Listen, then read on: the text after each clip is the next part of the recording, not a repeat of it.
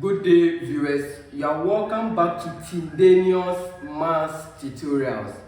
If this is your first time chancing on my YouTube channel, kindly share, like, subscribe, and comment for more interesting videos and updates. Viewers, I have set the ball rolling, under limit of trigonometric functions. I spoke about 7 identities over there. So for recap purposes, we said when you have this, when you have limits as x approaches 0 of sine x over x, the result gives 1.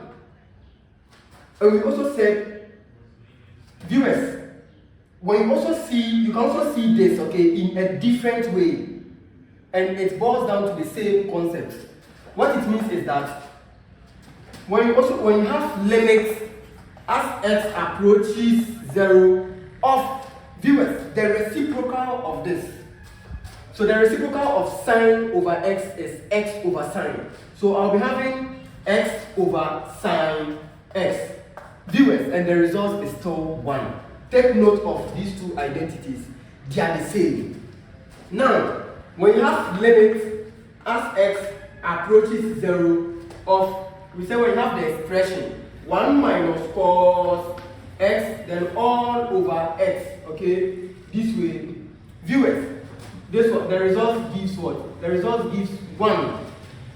When you also have this identity, in this format, limit as x approaches 0 of cos x minus 1 all over x, viewers, again the result gives what? 0. Take note of these identities. They are the same, alright? Furthermore, when you have limit, limit as x approaches 0 of, this time around we have sine x, viewers, and this gives 0. When you also have limit as x approaches 0 of cos x, this also gives 1. Remember the identities, When you have limit as x approaches 0 of, this time around we have sine, that's sine inverse of x. This way, sine inverse of x, then over x. This also gives 1. Alright? And when you also have limit, limit as x approaches 0 of tan x, this way, tan x over x, the result also gives 1. Viewers, when you also have limit, limit as x approaches 0 of tan inverse of x, then over x, this result also gives what? 1. Viewers, have you seen how simple the identities are? So in all we have 1, 2, 3, 4, 5, 6, and what? And 7 identities so far as limits of trigonometric functions are concerned. Let us appreciate questions by solving examples. Viewers, let us see the practical application of limits of trigonometric functions, in computations. The first question reads, evaluate the following functions. Number 1, we have limit as x approaches 0 of the expression sine x minus cos x. Viewers, take notes, alright? Once you don't remember the identities, then I don't think you can proceed. You get stuck, alright? So viewers, first and foremost, what you do is apply the limit across the function. So you apply this limit across this as well as what? As well as this. So in other words, let us multiply through. So I'll have limit as x approaches 0 of this, which is limit as x approaches 0 of sine x. Alright? Then minus limit times this. So I have limit, okay, as x approaches 0 of what? Of cos what? Cos x. Viewers, remember, this is not the normal x variable you know. Nah. This x represents an angle. And note this, the angle is not measured in degrees but rather radians. Alright? So if you have your calculator, right? So you can just press the shift key in conjunction with the mode key. And you just move down, you see the number 4. The 4 denotes you are supposed to work in rad or radian. That is all, alright? So, viewers, now, I will not even bother, okay, to put 0 into this. Alright? Do you know why? You can decide to put 0 into this, and sine of 0 gives you a certain value, right? Which is 0. And yet you can also put 0 over here, and cos of 0 gives what? Gives 1, right? But let's assume you don't know it that way. You can also use the identities. Remember, limit as x approaches 0 of sine x is an identity. And that identity says that when you put this into this, you have what? 0, then minus, okay? Now, limit as x approaches 0 of cos x. It simply gives what? 1. So, this 0 minus 1 gives what? Negative what? 1. Viewers, the reason why it is not advisable to substitute the angle theta or x into the expression is that at times you will be given functions where you will be having rational functions. In other words, an expression having the numerator and the denominator part such that the denominator should not go to 0. Otherwise, it renders that function indeterminate or undefined. Is that also? So in order to avoid the cases of the undefined nature of functions, that is why you have to recall your identities, right? That's why I'm not even interested in putting 0 into this, okay, to find out what value it will yield.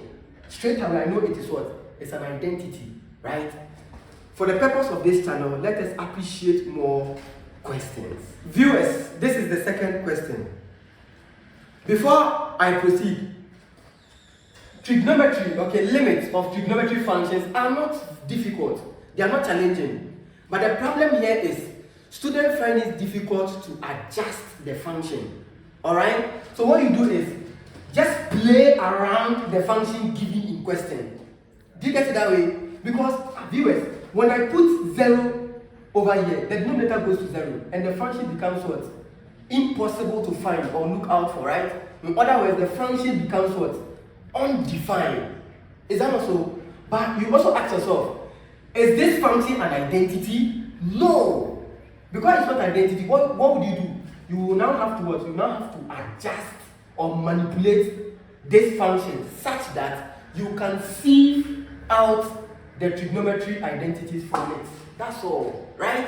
So let's see how we can adjust this function such that we do not change the nature of the function.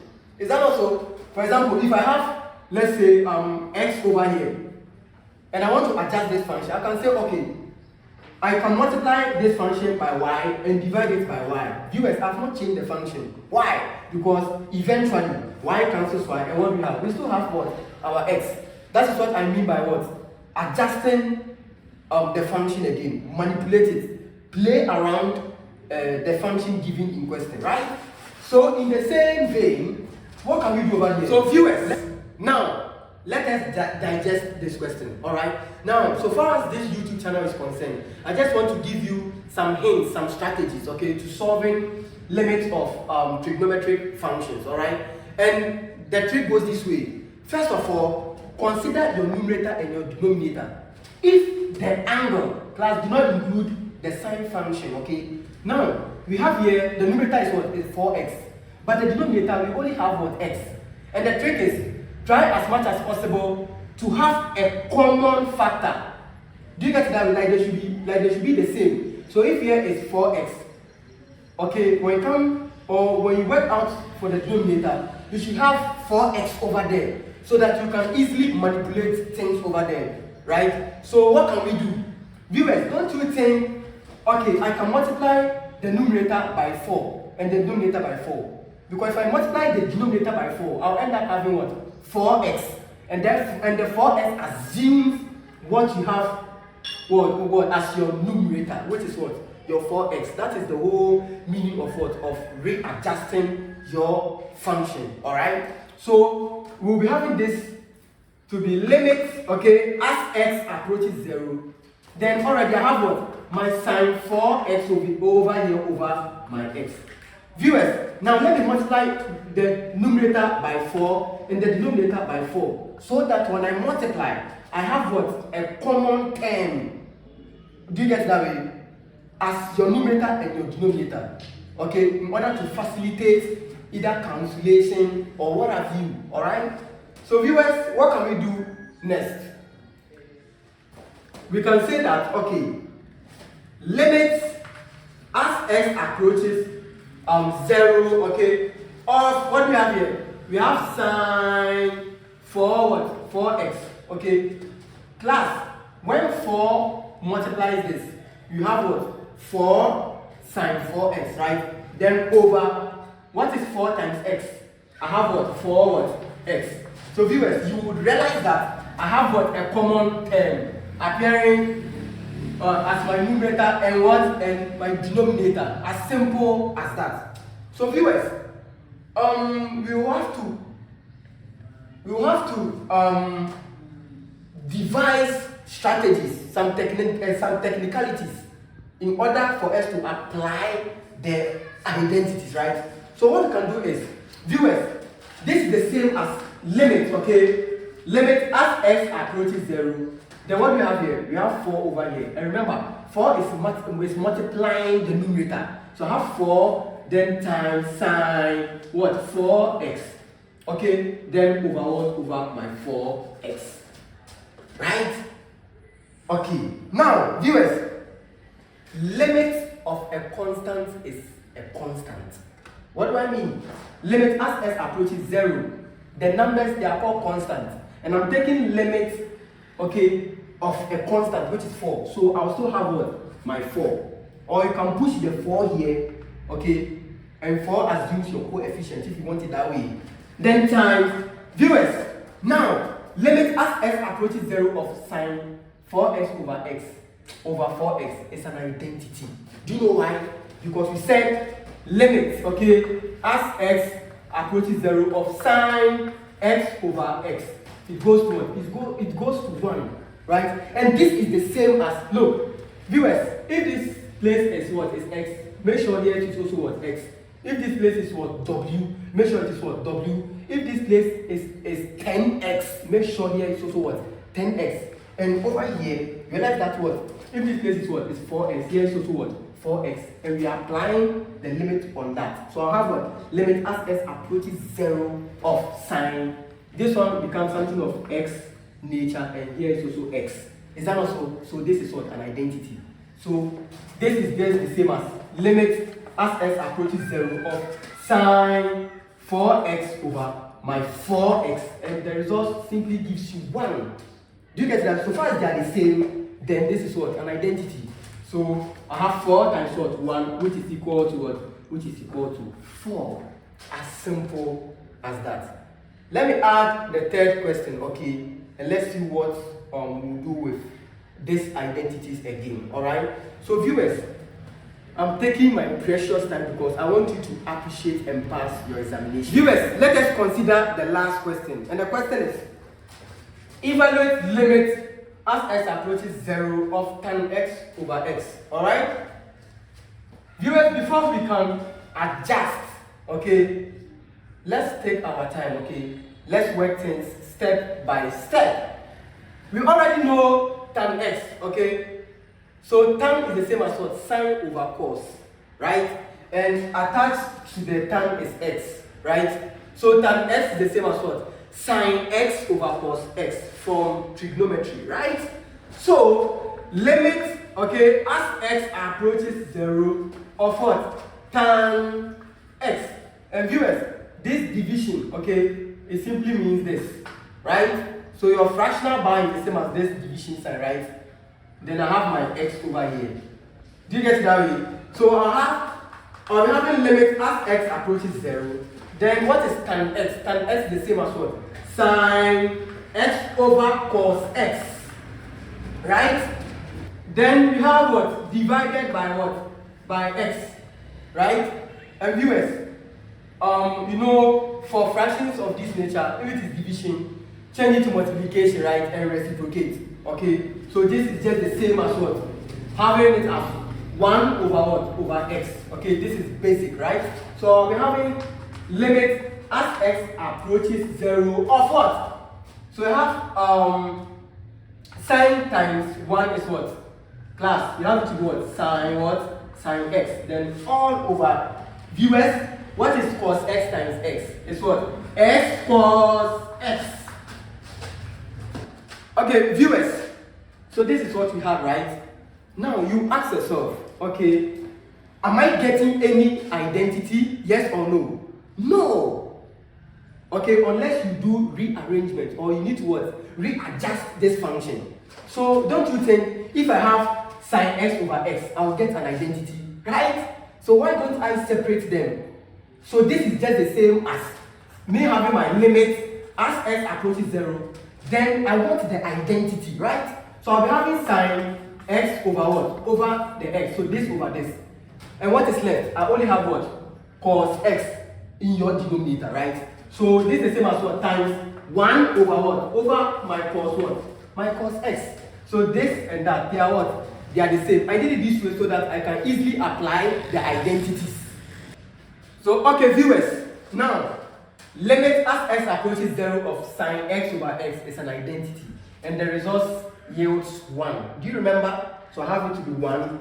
Then times 1 over cos x is not an identity, right? So we already have our 1 here. So I'll still maintain my 1. Then over class, remember, cos x.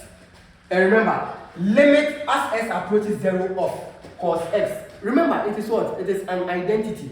And that identity is what, viewers? Is it 0? No, it is 1. So I have it to be 1.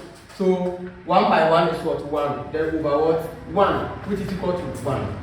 Viewers, this is the end to this trivial topic, limits of trigonometric functions. So viewers,